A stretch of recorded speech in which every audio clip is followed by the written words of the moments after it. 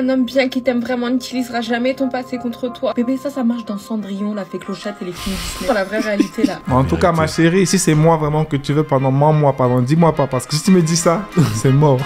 Il n'y a pas de... c'est mort. C'est mort. Mais par contre, si jamais il découvre, comment il va réagir? Ouais, mais si ça sera encore mort, on va divorcer seulement. Hein. Tu vois? Yo les amis, j'espère que vous allez bien. On se retrouve ensemble aujourd'hui pour une nouvelle vidéo sur le High Level Podcast. Je suis moi-même le Christian Hitch avec mon acolyte Mr. Bill Vidal, as always, l'homme multicasquette.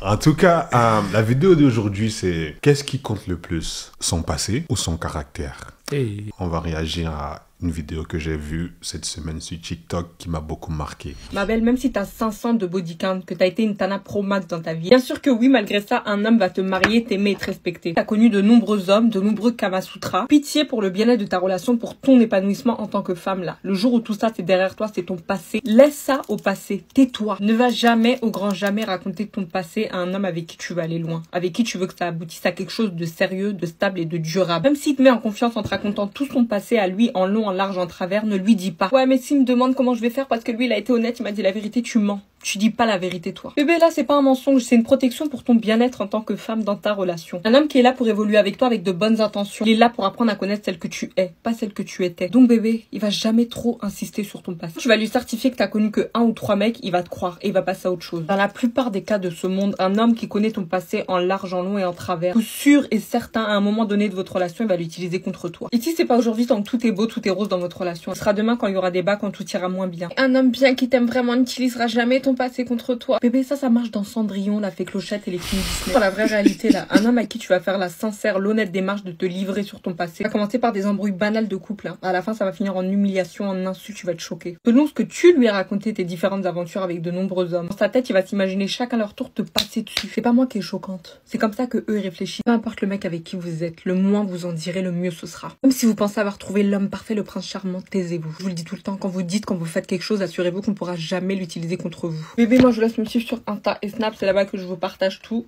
Gros bisous. Je te laisse d'abord réagir. Tu peux me donner ton avis par rapport à la vidéo. Qu'est-ce que tu en penses? J'aime bien sa vidéo parce que c'est je sais qu'on a probablement des avis assez divergents, lui et moi. Sa vidéo, elle est très punchy, ça va très vite, c'est très engageant. Tu te rends même pas compte que ça dure 1 minute 30, quoi. Déjà, par rapport à ça, j'ai kiffé. Le message, plus ou moins intéressant. Et je sais que dans 99% des cas, après moi, je suis pas sûr, mais je pense que... moi, je la comprends. Hein. Je pense que ça serait bien de se taire. Parce que si une meuf me raconte ça, je sais pas comment est-ce que je vais le prendre. Au début de la relation, ça peut être un motif de rupture. Tard dans la relation, ça peut être un motif de ressentiment. Tu peux avoir l'impression d'avoir épousé une chouin. Ouais. Franchement, ça fait du mal de le dire. Hein. Ça, c'est chaud de le dire. Mais je suis assez d'accord avec elle du fait de si tu veux vraiment assurer tes arrières, ne dis pas les choses qui vont te mettre dans l'embarras, quoi. Tout simplement. Donc j'ai hâte d'écouter ce que toi tu vas dire. Mais pour moi, la protection en question, c'est ne pas le dire. Parce que même le jour où il va réagir bizarrement, le gars en question, si tu lui as dit ton passé, tu ne sauras même pas si c'est par rapport à ça ou si c'est pas par rapport à ça qu'il réagit. Tu vois ce que je veux dire ou pas? Donc déjà, même ton raisonnement en fait sera biaisé parce que tu ne seras pas sûr qu'il est en train d'utiliser ça contre toi ou pas. Alors que s'il ne sait pas, tu es sûr qu'il ne sait pas et que donc il se base sur d'autres faits que sur ton passé pour te juger. Tu vois ce que je veux dire? Donc quelque part, c'est quelque chose qui donne aussi une garantie psychologique que le gars ne va pas utiliser tout ce que tu lui as dit contre toi d'une manière ou d'une autre. D'une manière ou d'une autre, que ce soit de manière comportementale, dans ce qu'il va faire ou dans ce qu'il va dire. Donc pour moi, si tu as fait tout ce qu'elle dit là, tu ferais mieux de fermer ta bouche. Hein. Maintenant, on va écouter ce que toi tu as à dire, mais moi je suis assez d'accord avec elle. J'ai intitulé cette vidéo « Qu'est-ce qui compte le plus? Un passé ou caractère ?» Passé ou caractère? Ton passé, le passé de la meuf, ou le caractère de la meuf? Qu'est-ce qui compte le plus? C'est quoi la relation entre les deux, caractère et passé? Quand je dis ton passé, c'est-à-dire qu'est-ce que tu dois qu'est-ce que regarder le gars le plus, doit valoriser en plus? Le passé de la meuf de la meuf ou son caractère à l'heure actuelle? Ah, ok. Ou son présent, quoi. Exactement. Passé ou présent.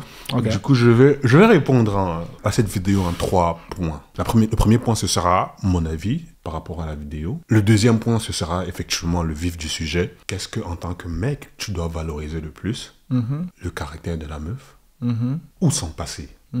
Et le troisième point, ce sera qu'est-ce que moi je ferais? C'est bien ça. Donne-nous donc ton avis par rapport à la vidéo, que j'ai hâte de l'entendre. Ouais. Déjà, quand moi dans ma conception de la relation, dans ma conception de l'amour, on parle du don de soi. Pour moi, l'amour, c'est donner. Et quand je dis donner, je parle du fait... Parce qu'il y a beaucoup de gens qui sont, quand ils veulent se marier ou bien qu'ils cherchent quelqu'un, la première question qu'ils posent, c'est qu'est-ce que tu peux m'apporter? Là, pour moi, tu es déjà en train de mal réfléchir. Tu es déjà en train de poser la mauvaise question. Quand tu veux te mettre en couple, ou bien quand tu veux chercher un partenaire de vie, il faut te poser la question, qu'est-ce que tu peux m'apporter? Tu es déjà en train d'aller du mauvais pied parce que l'amour, la relation, c'est le don de soi, c'est du don. Parce que en posant la question qu'est-ce que tu peux m'apporter, tu es en train d'insinuer qu'il y a quelque chose qui te manque. Mais en vrai, ce n'est pas comme ça qu'il faut fonctionner dans la relation. C'est pas un CDI, quoi. Exactement. Qu'est-ce que tu peux faire? Qu'est-ce que tu peux... Non, la relation plutôt c'est qu'est-ce que je peux lui donner? Qu'est-ce que je peux lui donner? C'est pour ça que c'est très très important qu'avant de te mettre en couple, que tu sois déjà bien content avec qui tu es, bien content avec ce que tu es, bien content avec toi-même et que tu ne sois pas en train de chercher quelqu'un qui va venir t'apporter quelque chose que tu penses que tu n'as pas. Ton sauveur, quoi. Que tu cherches pas ton sauveur. Exactement. Exactement. Parce que tu es en train de vouloir mettre une grosse responsabilité sur la tête de cette personne-là. Tu es en train de, entre guillemets, comme de mettre ton bonheur entre les mains de cette personne-là. Non, le mariage, ce n'est pas à propos de ça. Le mariage, c'est à propos de donner. Le mariage, à propos de se comprendre. Le mariage, à propos de s'écouter. Le mariage, à propos de sacrifice. C'est à propos de don de soi. Donc, il est très important que la chose préalable avant que tu cherches un partenaire, c'est que tu sois heureux d'abord avec toi-même et que tu n'attendes pas que quelqu'un vienne te sauver, ou te compléter. Voilà. Ou compléter, je peux pas encore dire, oui, peut-être. Je pense que la personne va te compléter naturellement, mais tu dois pas rechercher ce complément. Les meilleures relations, en fait, c'est deux personnes qui se sentent déjà suffisamment complètes. Exactement. Et qui se mettent ensemble et qui ensemble font quelque chose d'encore plus fort, quoi. Plus fort. Mais s'il y a une personne qui est dans un mood, j'espère que cette personne-là va m'apporter, va me sortir de ma misère. Qui est dans le besoin, quoi. Va me sortir de ma misère célibataire. Je vis tellement mal mon célibat. J'espère que cette personne-là va me sortir de là, va m'apporter la joie, va m'apporter le bonheur, on sera... Non, tu es déjà en train de mal réfléchir et de placer une responsabilité lourde sur quelqu'un et cette personne-là, je te promets qu'elle ne pourra même pas assumer ça. Elle ne pourra pas assumer. J'ai vu une étude quelque part où on disait la première raison de divorce, ce n'est pas l'adultère ou les finances, c'est les attentes trop élevées. Bah ouais, les gars, c'est pas un CDI, les gars, c'est pas un contrat de travail. Élevé. Il y a de plus en plus de gens qui réfléchissent comme ça. Terrible. Je ferme la parenthèse, je reviens à la vidéo. Pour moi, quand tu commences ta relation, comme elle a dit, protège-toi. Ne lui dis pas si tu as un passé lourd. Ne lui dis pas le passé lourd. Si tu vois un mec avec qui tu vois du sérieux, si tu vois un mec que tu te dis, oui, ce mec-là, je le veux. Du coup, je lui cache mon passé. Je ne lui donne pas mon passé. Je ne lui dis pas qui je suis. Pour moi, tu es en train de réfléchir de façon égoïste. Tu es en train d'être un manipulateur quelque part. Imagine un mec qui a plein de dettes et qui te cache qu'il a plein de dettes parce qu'il sait que si tu apprends qu'il a plein de dettes, tu vas fuir. On va pas se mentir, ça c'est un fait, je ne sais pas pourquoi, mais c'est un fait. Les hommes, pendant qu'une femme est intéressée par l'avenir de son mec, pendant qu'une femme est intéressée par qu'est-ce que mon mec pourrait devenir, les hommes sont plus intéressés par le passé d'une femme. Ah ouais? Ce sentiment de loyauté qu'un homme recherche une femme, ce sentiment de elle est à moi. Et le passé joue beaucoup là-dedans. Les femmes, en général, ton passé, elles n'y tiennent pas autant que nous, les hommes. Tu vois? Ouais, mais tu sais que c'est différent, non? Oui, on est totalement différents. Passer d'une femme et celui d'un homme, c'est pas la même chose. Oui, c'est la vérité. La vérité même encore. Hein. La vérité, c'est que ce n'est pas la même chose, mais parfois ça peut... Bref, on va pas entrer dans cette parenthèse-là, on va pas entrer là-dedans. Non, il n'y a pas de souci. Et on va pas entrer là-dedans. Mais ce que je suis en train de vouloir te dire, c'est que tu es en train, littéralement, tu es en train de te mettre dans un mindset manipulateur juste parce que tu n'as pas envie de perdre ce mec, juste parce que tu as envie absolument d'avoir ce mec-là. C'est moi, moi, ce que je veux, ce que j'ai envie, moi. C'est l'égoïsme et c'est déjà un très, très mauvais départ à la relation. Je ne te dis pas de venir étaler tout ton passé, mais je te dis que vouloir le cacher, ton passé, parce que tu as peur qu'ils te disent non, finalement, non, je ne veux pas de toi. C'est comme un mec qui a des dettes ou je ne sais pas quoi, ou bien a un enfant, par exemple, et le cache. Mais c'est pas pareil. Ça peut pas être pareil. Ce n'est pas exactement la même chose, mais c'est un mindset manipulateur. Je suis d'accord, mais un enfant, c'est tangible. Des dettes, c'est tangible. Ton passé, c'est ton passé. Ça veut dire que c'est des choses qui ont été faites, qui ont déjà été faites. S'il n'y a pas de traces, s'il n'y a pas d'enfant, s'il n'y a pas de... Voilà, c'est pas quelque chose qui matériellement va te tirer vers le bas, quoi. Psychologiquement, peut-être. C'est vrai. Tu as raison, mais je suis en train de pointer le mindset derrière la chose. Ouais, je vois ce que tu veux dire. Après... Oui, je suis en train de pointer le mindset manipulateur, je suis en train de pointer le mindset manipulateur et le mindset égoïste. Donc si ce n'est que ça que chose. Tu lui caches et que tout le reste, ça se passe bien et que tu manipules pas à longueur de journée par rapport à ton présent, par rapport à ce que tu fais, bon, c'est une chose parmi tant d'autres. On n'est pas... Je vais te dire la vérité. Dis-moi. Et si le mec découvre? Ah Là, c'est... Et si le mec finit par découvrir? Si à chaque fois tu n'es pas sereine parce que tu te dis, hey, et s'il découvre? Tu vis ta relation limite entre... Tu es dans un, je vais pas dire limite, tu es dans un mensonge, entre guillemets. Tu es à chaque fois en train de... S'il découvre. Et si jamais le mec découvre et que, en découvrant, il se dit, mais finalement, en fait, j'ai cru que j'ai épousé quelqu'un, mais en fait, ce n'est pas cette personne-là que j'ai épousé en vrai. Et la personne, tu l'as dit, commence à te ressentir fois 1000. Bah ouais. Peut-être, ça se trouve, d'entrée de jeu, tu lui aurais dit, pas forcément entrer dans les détails, mais d'entrée de jeu, tu lui aurais fait comprendre d'où tu viens. Il t'aurait dit non, tu aurais compris que ce n'est pas l'ordre de ma vie, on avance. Il aurait peut-être appris, digéré et fonctionné avec. Mais maintenant là, il découvre là à chaud comme ça.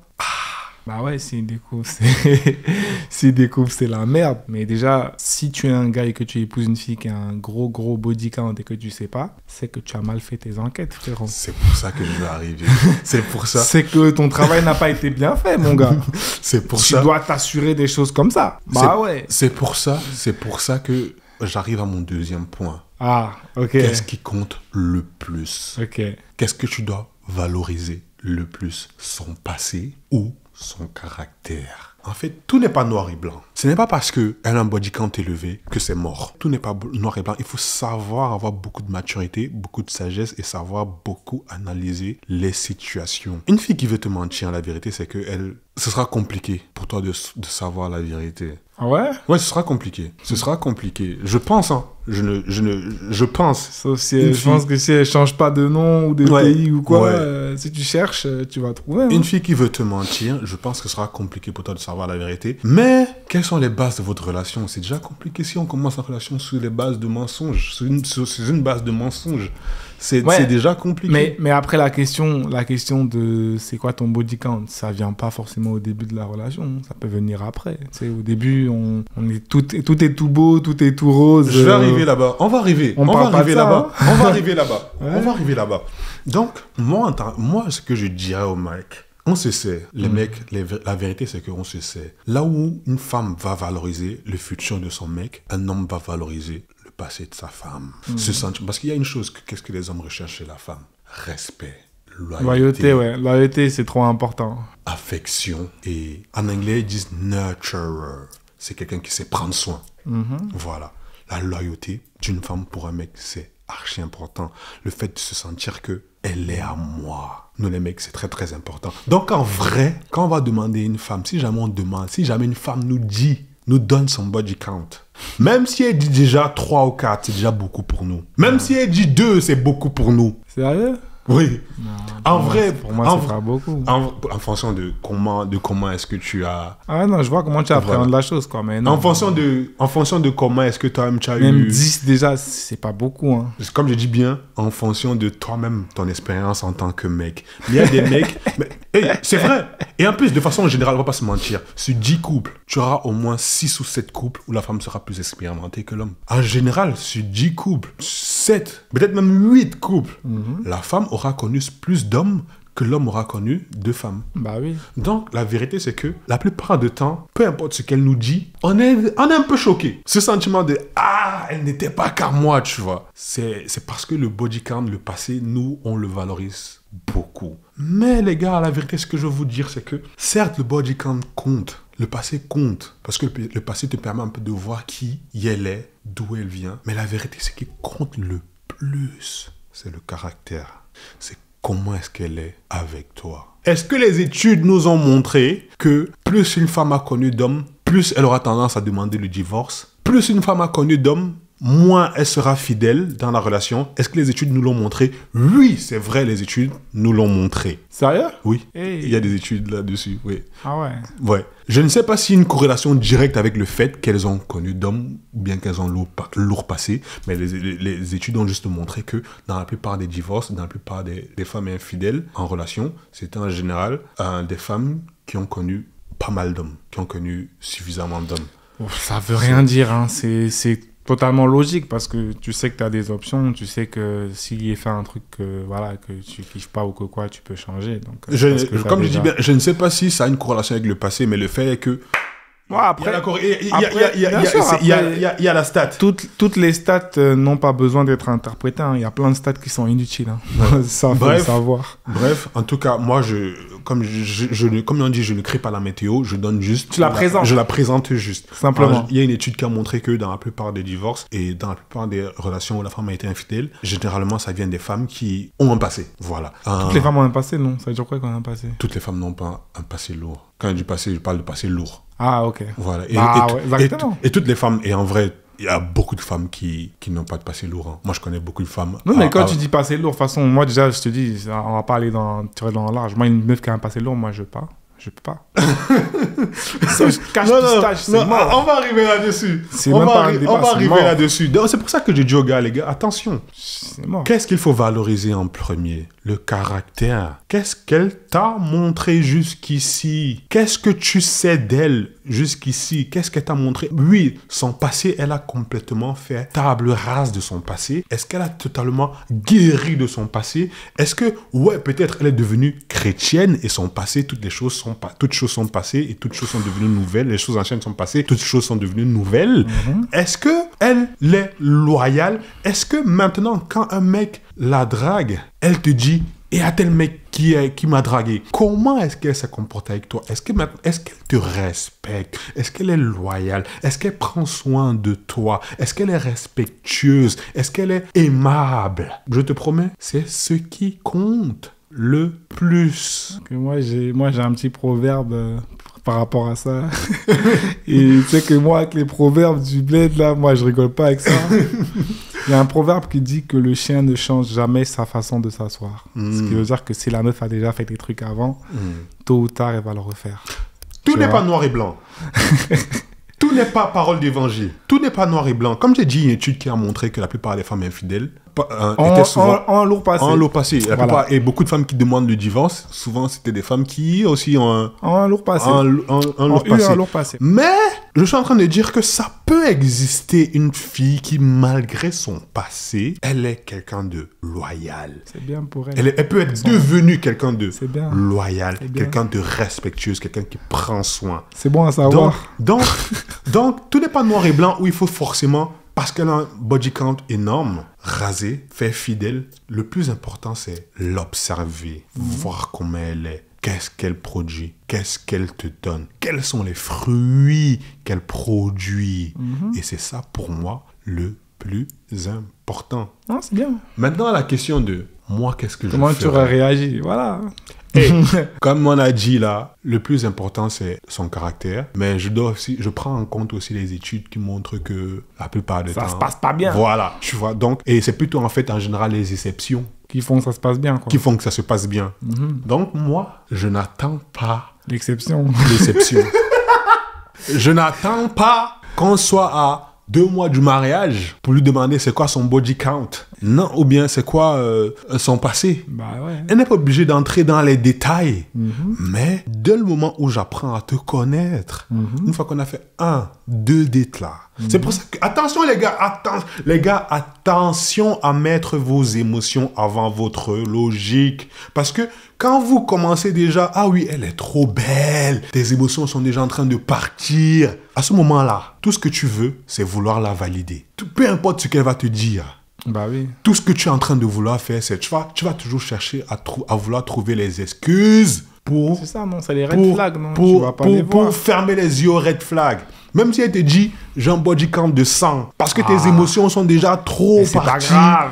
Tu seras en mode, Elle était non, je peux adolescente. faire avec. Bien sûr. Non, machin et tout. Troisième Même date, pas. Même tu vas faire avec, mais tu vas juste te rendre compte après que c'est la D. Exactement. Mais tu vas faire avec. Mais au fur et à mesure que tu vas avancer et que les écailles ne vont commencer à tomber de tes yeux, tu vas commencer à te dire, mais pourquoi j'ai accepté même les 100 de body count là? Pourquoi? Donc, les gars, première chose que je vais te dire en tant que mec, c'est attention de ne pas mettre tes émotions avant ta logique. Demande, dès que tu vois premier rendez-vous, deuxième rendez-vous là, demande déjà c'est quoi son passé. Demande déjà. Si elle ne veut pas te le dire, parce qu'il y en a qui ne vont pas te le dire, si elle ne veut pas te le dire, hey, ça commence à être un red flag. c'est un red flag et tu sais que, hey, non.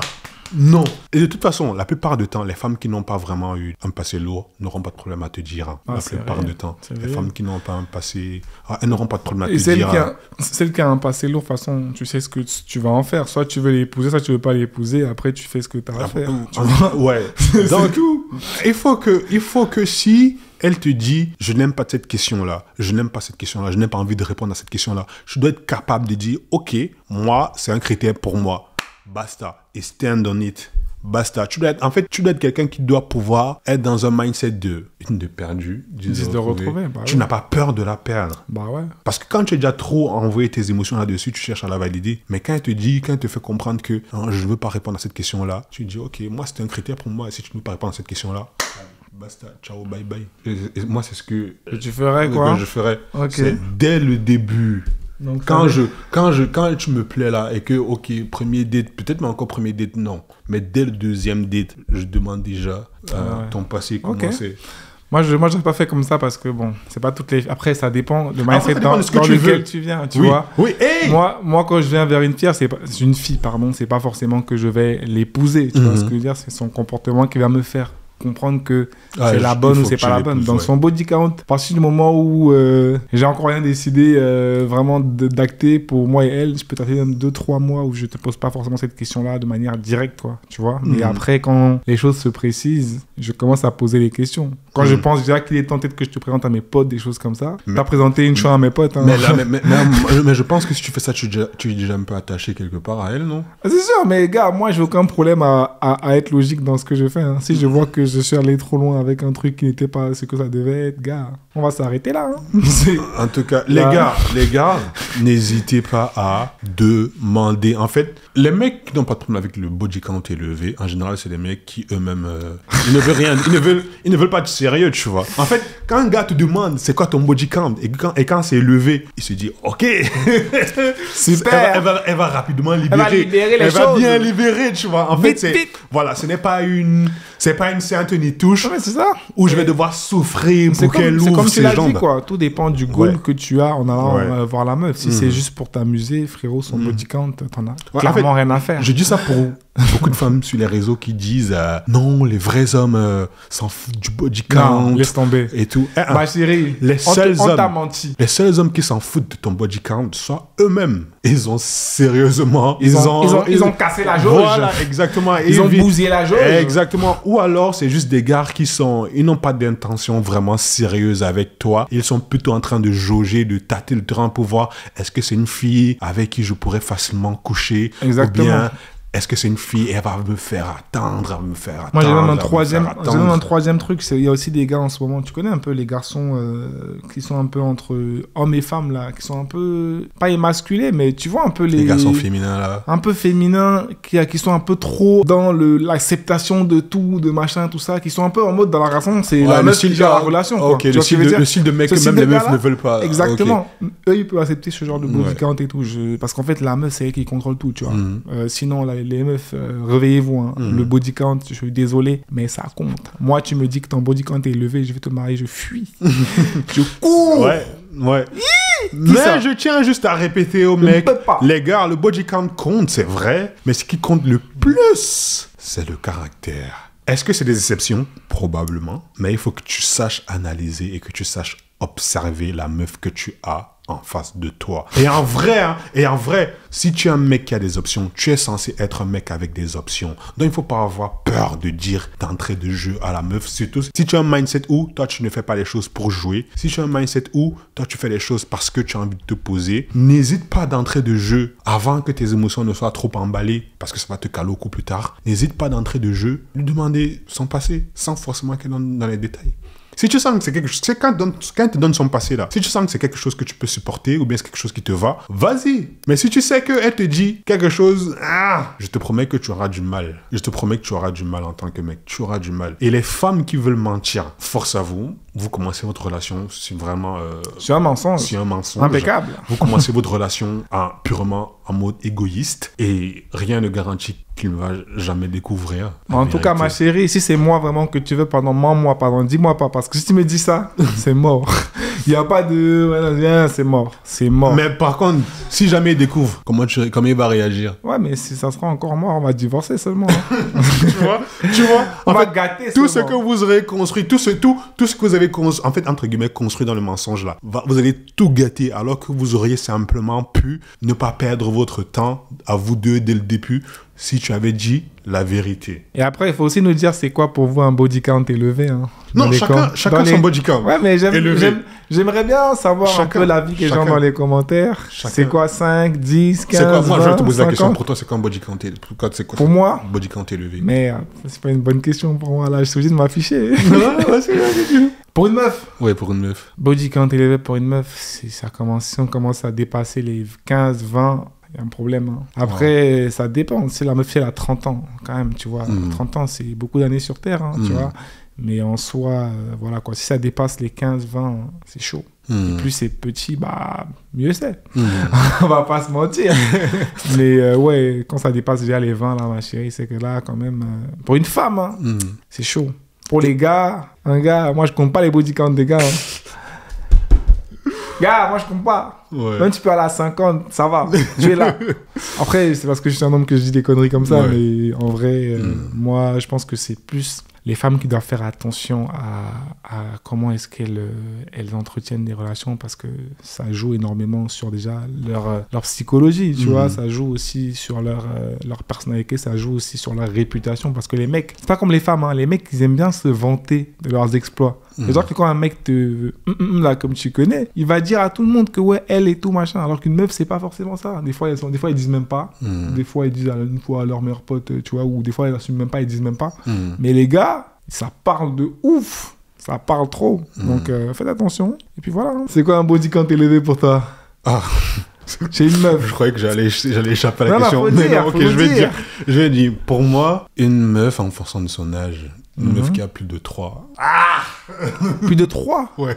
Ah, mon gars, là, tu vas épouser une vierge. Hein. Une meuf qui a plus de 3. Après, il faut comprendre mon background aussi. Ah, c'est ça, non? C'est ça. Une meuf qui a plus de 3, c'est chaud. Ah ouais. Je peux, en fonction de son âge, peut-être, je peux tolérer, mais pour moi, 3, c'est que... Ah ouais. Ouais. Je pense que dans les commentaires, les gens vont t'allumer. Hein. C'est pas grave, hein. C'est pas grave. Et pour un mec, pareil. Ah ouais? Je crois qu'il y a beaucoup de... Ah Non, ouais. pareil. Ah ouais. En fait, moi, je pense, oui, les femmes sont plus affectées par le sexe que les mecs. Bien Ça, c'est un sûr, fait. bien Mais il évidemment. faut savoir que la promiscuité, en fait, être dévergondé, être promiscu en tant que mec, Uh-huh. ça a aussi des conséquences néfastes sur toi. Parce qu'il a Peut-être déjà pour dit une en femme, peut-être pour une femme, il faut un quota peut-être X, et peut-être pour un mec, il faut peut-être un quota, en fonction du mec, il y a peut-être un quota X plus 3 peut-être, mais à la longue, femme comme homme, à un moment donné, on perd notre capacité à pouvoir Connecter avec les gens, quoi. émotionnellement. Ouais, c'est réel. On perd ça. C'est réel.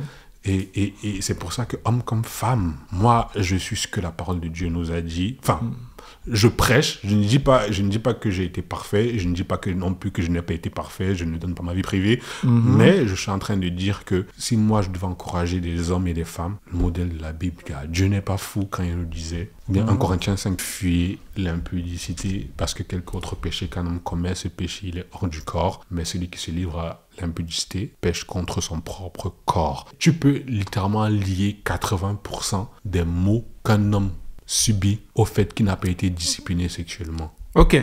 Donc, j'ai une autre question aussi qui va directement Vas-y. dans ce sens-là. Ça veut dire que pour toi, bah, le sexe, c'est après le mariage. Clairement. Mais moi, j'ai failli poser une question, mais il a dit qu'on ne parle pas de vie privée, donc je ne vais pas en parler. Ça, voilà. Donc, c'est après le mariage. Ok. Ça veut dire qu'il faut rester puceau, sain, tout ce que tu veux, Il faut... jusqu'à après le mariage. Je sais que c'est pas facile, Donc- mais c'est ce que moi j'encouragerais, Ok. homme comme femme, à faire. Donc, ici, après le mariage, ça se passe mal de ce côté-là. On fait comment? Ça va pas se passer mal. En fait, si tous les deux, Uh-huh, vous n'avez pas connu de partenaire, uh-huh, il n'y aura rien pour comparer. uh-huh, Vous n'avez que vous et toute la vie uh-huh. pour apprendre à se connaître, apprendre à connaître le corps l'un de l'autre. Oui, comme toute chose, quand tu commences, c'est pas ouf. Certainement, les premières fois, ce ne sera pas forcément le waouh. Mais l'avantage, c'est que ni toi, ni elle n'avez une expérience pour comparer. Pour comparer, Et, voilà, quoi. et avec le temps, Mhm. vous allez apprendre à vous connaître chacun Ok. et devenir meilleur. Mais est-ce que tu sais qu'il y a des études qui montrent qu'il y a pas mal de personnes qui sont sexuellement incompatibles? Et bon, même ma petite expérience, des fois, tu tombes sur une personne avec qui sexuellement, ça, c'est pas... Ça, sérieusement, je n'y crois pas. Tu n'y crois pas? Je n'y crois pas. Ok. Pourquoi est-ce que je n'y crois pas? Parce que j'ai plein de témoignages de personnes qui ont attendu avant le mariage, qui disent... Après le mariage. Après le mariage, pardon. Qui ont attendu après le mariage, qui disent que c'était la meilleure décision de leur vie. Et je connais aussi plein de gens, ça c'était un YouTuber qui disait ça, il y avait une stat, il a sorti une stat, je sais plus, c'est Ruslan qui dit, le YouTuber dont je parle, il avait dit, la plupart des gens qu'il connaît, lui-même aussi, il dit, il n'a pas attendu après le mariage. Et c'est la seule chose qu'il regrette, de ne pas avoir attendu jusqu'au mariage. Et en vrai, le fait de l'incompatibilité sexuelle, je pense que ça vient surtout des attentes élevées que l'on a l'un envers l'autre. D'accord, ok. Et aussi du fait que on a de quoi comparer. Ok. Maintenant, si tu tombes sur un micro-pénis ou un mec qui est impuissant, tu fais comment? Un micro-pénis ou un mec impuissant, ça c'est une anomalie. Impuissant, c'est une anomalie. Je pense que c'est une anomalie et qui peut se soigner. J'en sais rien. Mais oui, il y a des thérapeutes. Il y a des je suis pas médecin. Il y a des sexothérapeutes. Ok. Il y a littéralement l'une des pasteurs de notre église. Elle est sexologue. Rachel Dufour, chantante à elle. Moi, je pose des questions pour la communauté. Oui, hein. oui, C'est-à-dire, mais je me oui. mets à la place des autres et je pose des questions. Oui, Après, il n'y a pas de souci. J'aime potentiellement, tes questions. Elle est sexologue. ce que tu dis, effectivement, Des choses comme ça se traitent. Ok. Des choses comme ça. Donc, se tu traitent. démarres ton mariage avec une anomalie sexuelle, quoi. Ça existe. ça existe. Ça peut arriver, mais Ok. ça se traite. Ça peut arriver, mais ça se traite. Ok. En tout cas, comme vous avez entendu, hein, la meilleure solution d'après le Christian Hitch, c'est les gars, faut attendre après le mariage. D'autres disent qu'il faut goûter avant, parce que si c'est pas comme tu veux, après il y a un problème. Tu goûtes Oui. avant, mais finalement, ce n'est pas comme tu veux. Ou alors, tu goûtes avant, finalement, vous ne vous mariez pas. Ça fait déjà 2 body counts. Ça fait déjà un body count de plus comme ça, inutile, que tu as rajouté. Ça fait déjà une capacité à connecter émotionnellement que tu ne fais que enlever un degré de capacité à connecter émotionnellement que tu retires parce que tu t'es dit, je vais d'abord tester. Qu'est-ce qui te garantit que quand tu vas tester là, ce sera elle que tu vas marier finalement? Ah, gars, au moins tu sais que c'est pas elle que tu vas marier. Si c'est pas comme tu veux, tu fuis. Si c'est pas comme tu veux, tu fuis. Ça fait déjà un body count de plus. Exact. Pour rien. Ah, Inutile. non, mais ça dépend de la manière dont chacun voit les choses. Inutile. Et en fait, le bail de tester, pourquoi tester? Sachant qu'on a toute la vie pour devenir performant. On a toute la vie pour apprendre à connaître le corps l'un de l'autre. Je suis complètement d'accord. C'est une manière de voir les choses. Moi, personnellement, je ne suis pas de cet avis-là. Non, chacun son avis. Mais chacun son avis. Toi, tu veux tester. Je ne vais pas épouser une fille avec qui je ne connais pas ce qui va se passer derrière. Après, effectivement, après les principes bibliques et tout, chrétiens pratiquants et tout, je comprends totalement que ce qu'il dit, ça fait sens pour lui. Et je respecte ça à 100%. Tu vois ce que je veux dire? Mais en vrai, il n'y a aucune ambiguïté. Hein. Comme on a dit, chacun a sa manière de penser. Tant que tu crois que ce que tu fais, c'est la bonne chose à faire pour toi, ça va. Hein. On n'est pas là pour vous convertir. Hein. On est là chacun pour donner ses avis. Et puis voilà. Si jamais vous avez des questions, les gars, n'hésitez pas. Et je pense que mes questions, là, les réponses là, vont intéresser du monde. Hein.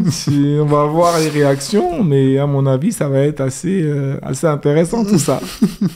Une femme qui sait préserver, ça en dit long sur son caractère. Je ne dis pas que toutes. Il peut y avoir des meufs, elles sont préservées, mais tu vois. Mais de façon générale, une femme qui sait préserver, ça en dit long sur sa capacité à être loyale. C'est quelque chose de... C'est un indicateur. Ouf, c'est un indicateur. C'est un indicateur. Ce n'est pas un confirmateur, mais c'est un indicateur. Bah oui. Tu penses qu'en 2024, en termes de pourcentage, on a combien de femmes et d'hommes qui se préservent encore jusqu'au mariage? C'est chaud, pas beaucoup. Et la vérité, c'est que même à l'église, il n'y en a pas beaucoup. Voilà. La vérité. Hein. Même à l'église, il n'y en a pas beaucoup. Mais il y en a. Il y a le pourcentage des hommes et des femmes qui se préservent à l'église est plus élevé que dehors. Mais je vais dire un truc au hasard. Si dehors, il y a... Je ne sais pas s'il y a des gens qui essaient de se préserver dehors. Parce que je pense que la seule raison pour quelqu'un de vouloir se préserver jusqu'au mariage, c'est ses convictions religieuses. Bah oui. Je pense que c'est la seule raison. Bah ouais. Et même à l'église, là, ce n'est pas parfait. Même à l'église, là, je pense que tu as plusieurs couples qui n'ont même pas essayé de se préserver. Et tu as plusieurs couples aussi qui ont essayé de se préserver, mais qui n'ont pas pu. Et tu as quelques gras couples qui ont réussi à se marier, tous les deux se sont préservés. Et en général, c'est pour ça que tu vois les chrétiens, ils se marient archi vite. Ils sont pressés. Ouais. Parce que plus le temps passe, plus la fenêtre de tir elle est ouverte. Donc plus la tentation est présente. Bah oui. Voilà, plus le temps passe. Donc les gars se marient rapidement. Donc, je comprends maintenant pourquoi les gars ils se marient sans budget. Tu arrives dans les mariages, il n'y a pas à manger, il n'y a pas à boire. Donc les gars veulent coquer et ils nous font rester affamés, ils nous font souffrir. Les gars, attention. C'est pour ça que les chrétiens se marient vite, gars. Ah, je comprends. Il faut libérer, gars. Tu vois. Ok. Bah, c'est bien si tu veux être en accord avec tes convictions et tes convictions, ouais. Ça fait sens. Et comme j'ai dit pour moi, quand je regarde la vie, quand je regarde le nombre de soucis familiaux et de soucis personnels et de soucis mentaux que les gens ont, très souvent, tu peux lier ça à un manque de discipline sexuelle. Très souvent, tu peux lier ça à ça. De toute façon, après, tous les humains ont des difficultés, hein, même ceux qui sont préservés ou pas. La vie, oui, on a tous des difficultés. Monde, hein. Mais on n'a pas envie d'aller chercher les difficultés, rajouter les difficultés sur les difficultés normales que la vie en elle-même nous donne déjà. Bien sûr, de toute façon, le fait de se préserver de ça va forcément forger un caractère chez toi qui va être plus fort que d'autres personnes dans certains domaines, quoi. Ça, c'est comme si tu faisais l'armée, quoi. Forcément, tu développes des compétences que celui qui n'a pas fait l'armée n'a pas. C'est clairement. Ce que ça va requérir de toi, comme tu aimes bien le dire, va forcément te forger quelque part. Bien sûr, quelque chose de différent.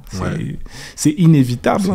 C'est dans la discipline qu'on avance, qu'on grandit. Hein. Dans tout. Tu n'es pas discipliné dans ce que tu fais, tu n'auras pas des compétences qui dépassent celles des autres. Hein. Parce que tu n'as rien fait de différent de B ou de C. Donc pourquoi tu serais meilleur que lui? Il n'y a pas de raison. Ok les gars, on fait comme ça. Ciao. Ciao. Au revoir. Au revoir.